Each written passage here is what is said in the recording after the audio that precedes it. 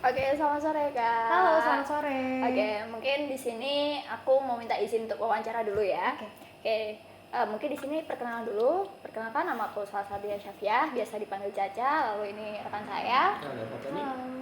Oke, di sini mungkin kita akan wawancara sedikit nih tentang apa sih sebenarnya motivasi kakak atau visi misi yang ada di cafe ini, coffee shop ini gitu. Yang pertama bisa perkenalan dulu mungkin. Oke, perkenalkan nama saya Halida Sulfani Sustrisno. Kalian bisa panggil Zulfa aja. Aku barista di Orlo Coffee. Oke, mungkin langsung ke pertanyaan aja kali ya. Untuk yang pertama nih, sebenarnya bisa diceritain sedikit gak sih tentang latar belakang Kak Zulfa nih? Gimana nih, kok bisa nih kerja di sini, kok bisa tahu info di sini gitu? Kebetulan kalau aku karena emang aku kuliah semester 6, Iya. aku ambil D3 di semester akhir, jadi aku lagi TA juga, lagi gabut-gabut gitulah sebenarnya. Pengen ngisi waktu luang juga, terus kayak pengen iseng-iseng nyoba job deh, ngejob gitu. Terus sebenarnya pengen freelance aja tadinya, cuma kayaknya ada kenalan lebih banyak gitu di barista, terus disuruh coba aja part time dulu. Akhirnya ya udah apply di Instagram dulu sih nyarinya, di Instagram. Terus habis itu banyak lamaran-lamaran, dicoba apply gitu. Oke, berarti awalnya dari iseng ya sih? Iya, betul. Oke, dan mungkin selanjutnya nih, sebenarnya motivasi utama Kak Zulfa nih dalam menjalani coffee shop ini apa sih? Terus apa yang bakal ingin dicapai nih karena udah kerja di sini? Mungkin kalau dari segi aku sebagai barista ya, pengennya coffee shop pasti lebih berkembang juga. Kalau buat aku pengen ada karir di sini sih, karena dalam artian barista itu nanti akan bisa disalurin ke kompetisi juga segala macam gitu-gitu. Kayak nyoba new things aja sih dibuat aku gitu. Oke. Terus selanjutnya faktor eksternal apa yang mempengaruhi operasional coffee shop ini?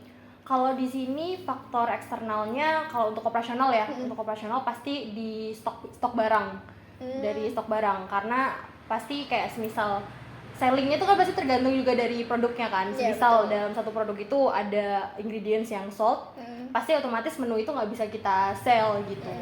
Jadi pasti faktor utamanya yang mempengaruhi operasional secara eksternal itu pasti pemasokan.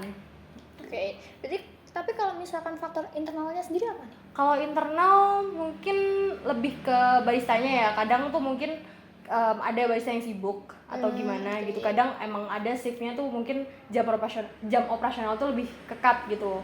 Kadang mungkin dalam part time itu ada yang nggak bisa banget dan nggak ada yang bisa backup gitu. Nanti jadinya agak ketutup berapa jam gitu. Itu kan lumayan ngaruh banget gitu.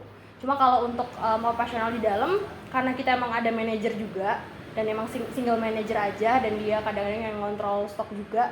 Jadi emang tergantung di manajernya juga sih. Tapi sejauh ini aman ya? Aman sih. Oke.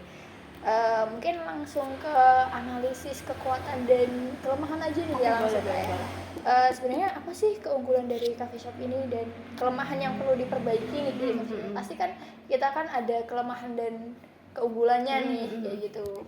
Oke, kalau untuk keunggulan Orlo sendiri, dia itu emang punya tagline Your Coffee to Go, dimana emang kita fast bar. Menu-menunya juga menu-menu yang aman banget untuk diminum kapan aja. Jadi keunggulan kita pasti dari produk ya, dalam artian kita punya signature menunya itu pun ya kayak udah jadi favorite-nya banyak orang gitu. Dalam artian salah satunya dua ini juga ya, termasuk best seller coffee-nya kita, Boldi Orlo, sama non coffee-nya kita No Cholesterol. Itu dua itu. Dan kalau untuk kelemahannya mungkin secara marketingnya kita emang masih kurang. Dalam artian secara social media kita emang belum terlalu luas banget, karena emang kita masih ngandalin Instagram sama TikTok aja. Itu pun kayak belum terlalu dikenal banyak orang, dan ketika nanya Orlo, tahu Orlo nggak gitu, masih di mana ya gitu, masih banyak yang kayak gitu. Dan bahkan daerah mana ya gitu, nanti kita harus ngacu ke coffee shop lain buat tahu coffee shop ini gitu. Mungkin kalau kelemahannya masih secara marketing aja sih. Berarti intinya masih ke kayak kurang banyak orang yang belum tahu nih Orlo ini gimana, Orlo ini apa kayak gitu. Secara publikasi aja sih sebenarnya. Terus selanjutnya nih, peluang apa sih yang bisa dimanfaatkan dari Orlo sendiri di pasar ini, dan terus ancaman apa juga yang dihadapi dari lingkungan eksternal? Kalau peluang pasti udah jelas ya, secara persaingan produk itu paling utama, dalam artian sekarang ini kan tahu sendiri coffee shop lagi banyak banget. Itu juga jadi salah satu ancamannya, dalam artian ancaman eksternal tuh pasti pesaing ya.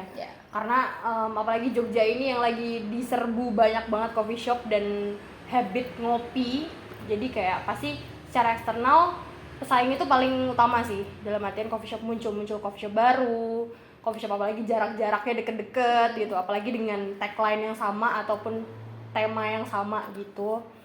Jadi ya kalau untuk pesaing itu lumayan ngaruh banget sih. Oke, mungkin bisa dilanjutkan. Baik, mungkin selanjutnya dari aku ya. Oke. Di sini ada beberapa pertanyaan. Mungkin seperti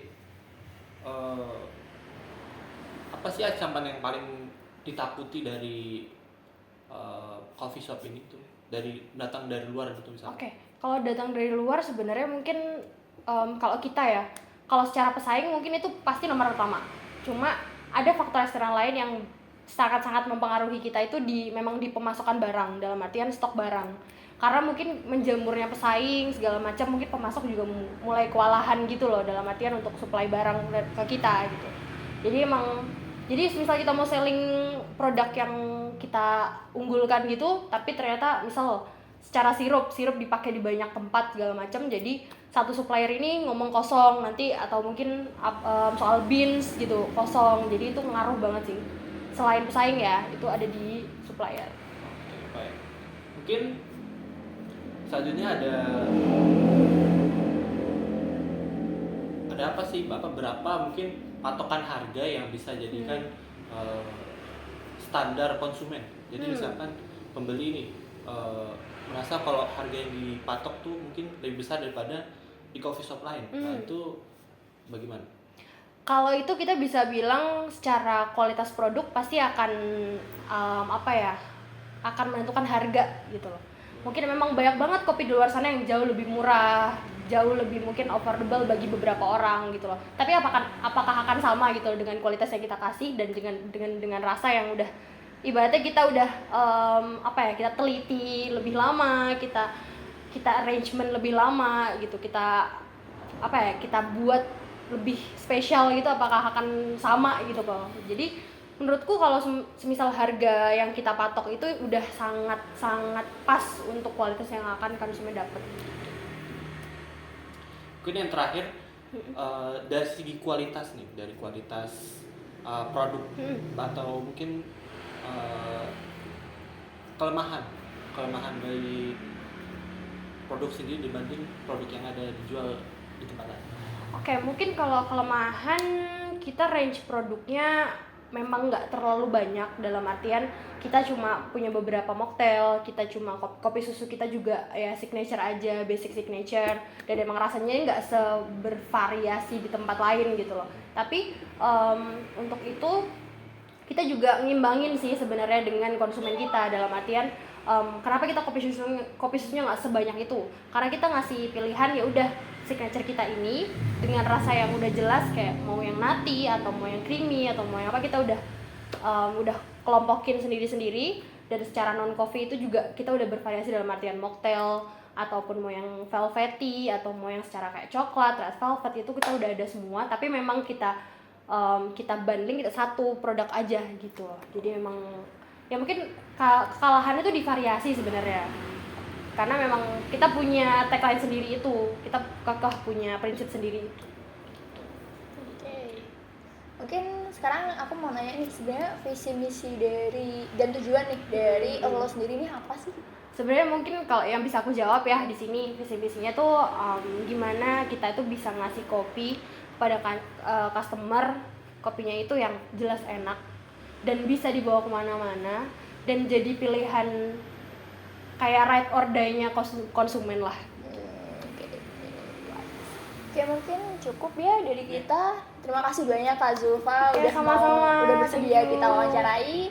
Oke, mungkin cukup sekian, kurang lebihnya kami mohon maaf. Thank you, makasih banyak juga. Selamat sore. Sore.